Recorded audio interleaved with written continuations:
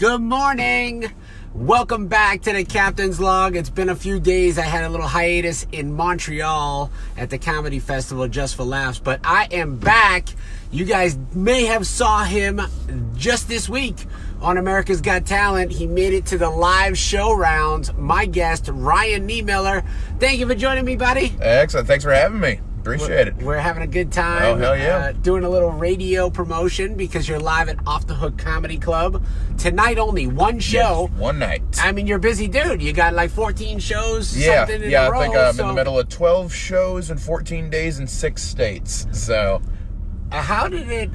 okay, so I know the second my son saw you on AGT, he's like, you got to get this guy. He's so funny. And I'll be honest, I didn't know the name, so I Googled it. Most people didn't. No, until right. you get... So I Googled you, and right away, obviously, the clips showed up of America's Got Talent. It was like 2 million views already at the time. Yeah. Now it's probably way more, because that was maybe 5-6 weeks ago. Something right? like that. Yeah, I think June 4th was when that originally So how many phone calls did you get like me that were like, okay, dude, we want to book you? Yeah, a good chunk, and I'm glad to get those phone calls. Right, I mean... because this business especially, I've been doing this almost 13 years. You spend a lot of your time people not emailing you back, not even wanting to give you their number to even try to call to get work. And then when people are kind of finding you, you're like, oh, okay, thank God I don't got to work a real job because now. People will ask me, like, how'd you get him? Like, it's just legwork. I mean, honestly, I did, Vicky Barbalak we had right away, and Tom Cotter, and Taylor Williamson. And so I try to get a lot of the people, but it's so funny that everyone's always, like, curious, like, how did you do it? How did you do it? Well, I mean, I'm just quick, I think. Like, other people that are quick got the ability to book you, right? Yep. I mean, you only have so many days you could do it. Yep, only so many days, and then obviously I'm still a part of AGT, so I have to factor that in as things go through. That's right.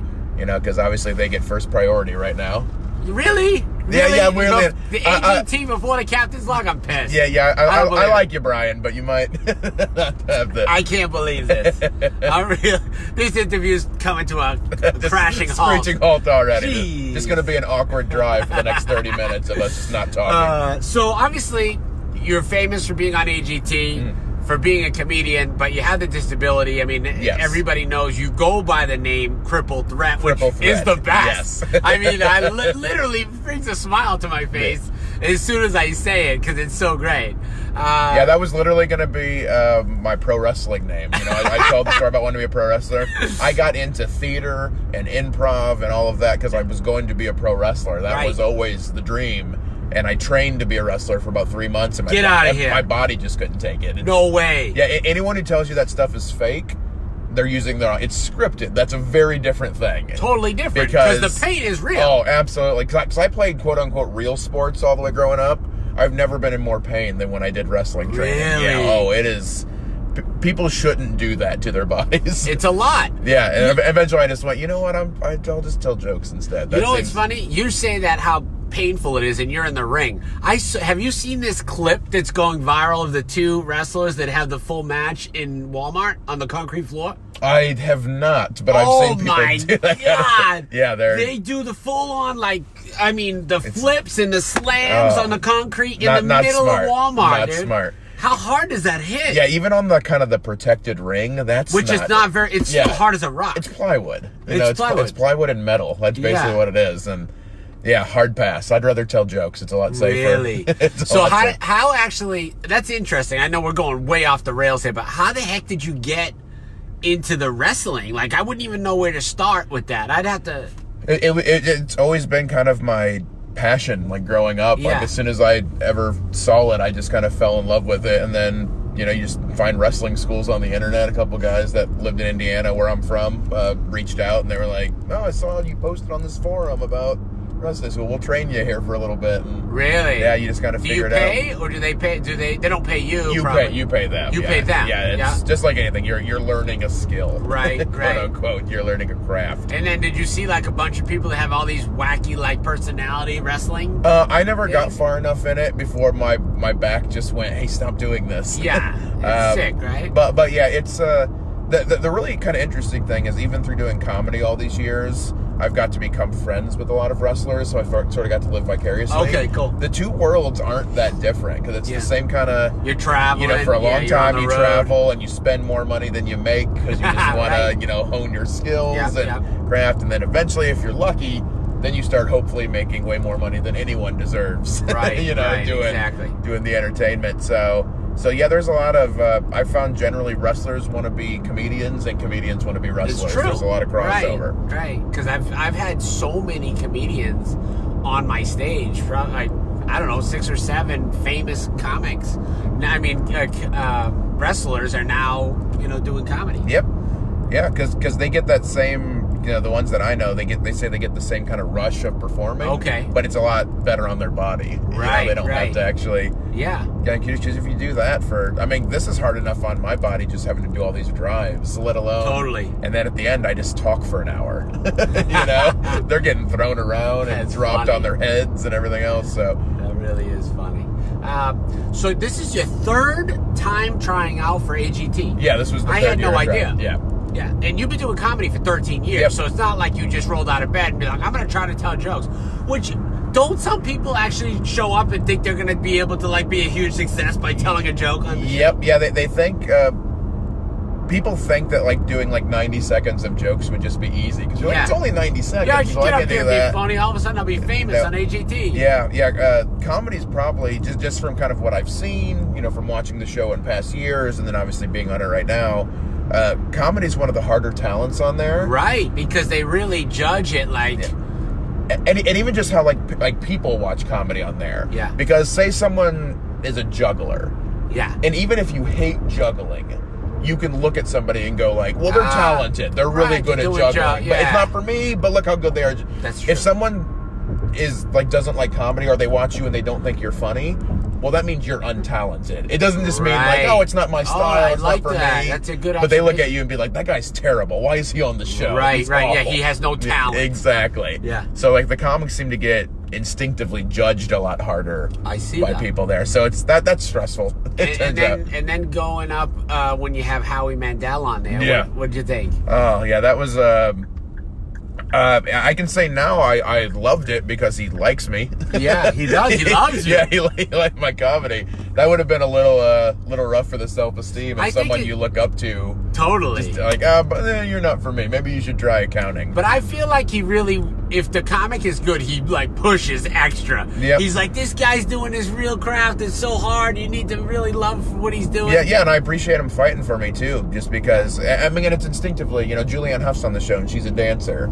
so she's obviously probably going to be like, right. Oh yeah, this is super tough. That means that they're really good at this, and that you don't know how difficult that is. And that's why I kind of like the dynamic of a show like this. It's and then you had Dwayne Wade. Dwayne Wade was the celebrity judge. That's cool. Yeah, that was great. Yeah, just as a sports fan, it was kind of neat to get the nerd out a little bit, and you have to kind of remember in the back of your head, oh yeah, I have to actually perform and do well. I can't be geeking out right now for this. How about how did you get into comedy? I mean, obviously I heard you tell me before you had some other jobs, but how did you know that, I really want to be a comic? The seed was planted really, really early. Yeah. With the disability, my way of not getting made fun of was to make the jokes before anyone else did. Okay. So I learned at a super young age that, if I kind of get people laughing, people like you, people want you around, people aren't going to bother you. Sure. And I sort of learned that power early. Obviously, when you're 5 or 6 years old, you don't necessarily go well, this is a career. This is gonna be what I do 30 years from now, and it's gonna be great. But it at least kind of planted that seed of how powerful comedy can be to get you through. And when you got on stage, what was that like your first time when you got back and started doing it? You realize right away being funny around your friends is much different than making strangers like you. Yeah. That's where it's tricky. Because so many people start comedy originally, or they're you always hear it after shows, especially. My friends, I'm really funny, at the office and stuff. Oh, I hear that every time. Yeah. That's what they say. And that's not that that's quote unquote easy, but those people already like you. Those Yeah. people, Yeah. you know, I love the fact that my mom thinks I'm funny, but it also doesn't matter Right. because she already loves me. She's gonna love whatever I do. Yeah. She would think I would be the best accountant in the world. She'd Right, think I'd of be course. the best anything, you know. But like the key with comedy is like, how do you figure out a way to make people who have no reason to care if you exist Right. love you? How do you get them to like you? And that's stressful. And how much writing do you do? I write as things come to me. Okay. I know some people are very particular. You know, I'll write 3 hours a day, and I'll sit here and. Yeah. For me, I've never gotten jokes to work that way. It Okay. just personally doesn't work for me. My brain will start going like, "What do people think is funny? Do people like cats? Is that still a thing people like? I'm gonna write about cat." And so if I just kind of let things come to me, Right. it feels more genuine Daily and observations more kind of personal things. to me. Yeah. So your observations, you say, oh, that's funny, let me work on Exactly. Yeah, I always, you know, have my phone, little notepad you just pull Yeah. up and put the, you know, like, oh, I remember, I'll do that later. I'll talk about that. And then I'll workshop it on stage. It's usually how I write. that. So with the disability, let me ask you a question. Is there some limitations? I mean, you're playing sports, you've done all these, how are you a barista? I mean, all these things, you're like, dude, it's out of control. It's one of those things that, like, I was born with the disability. Yeah. So I don't know any better.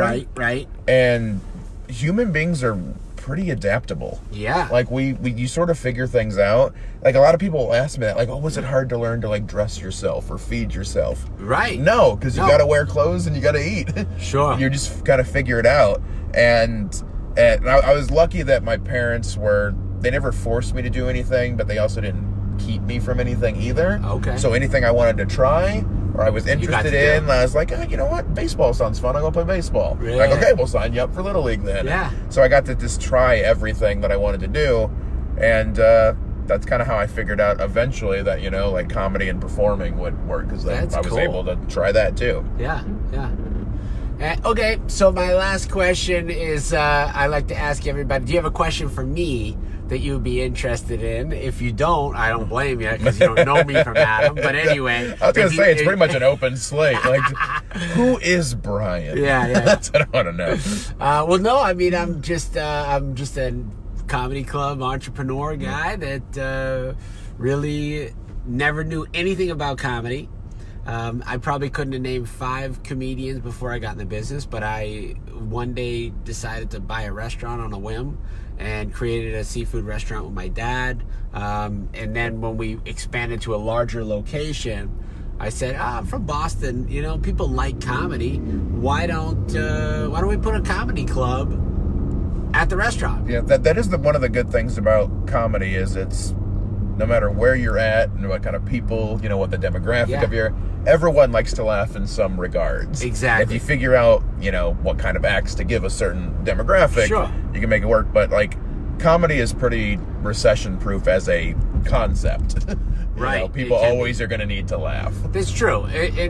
And we've seen some ups and downs in the economy because, I mean, we started in 2005. So there was, you know, a lot of different things. We had the BP oil spill. We had, you know, the crash in the economy. I mean, so, and throughout that, the business has kind of, you know, gone up and down, but it's stayed afloat enough to where we've, you know, been in successful business for many years. So it worked out. I'm definitely looking forward to it. Well, bud, I appreciate it, and thanks for taking my call, by the way. Oh, absolutely. Because when I reach out on you on email, right, and then you call me, which I love. I appreciated that. The email was a good touch. The amount of like random phone calls I get from things, it's hard not just to assume it's right. You know, luckily I don't have much debt, so I don't always have bill collectors. But it's always, you know, this is the IRS and this, you know, all that stuff. So I appreciate the email reach out first. That makes it easier. Don't miss him tonight at Off the Hook Comedy. Go to offthehookcomedy.com. Ryan Niemiller. You're gonna see him win AGT. We're gonna root for you, buddy. Yeah, comedians never won. So that's vote. right. That's right. You gotta get out and vote for him. And we're out. This is the Captain's Log. We'll be back tomorrow, and then we get Jeff Dye on Friday. Don't miss it. Oh, tomorrow, Dr. Dollar. It's gonna be a great episode. Oh my God, it's awesome. Be back. See ya.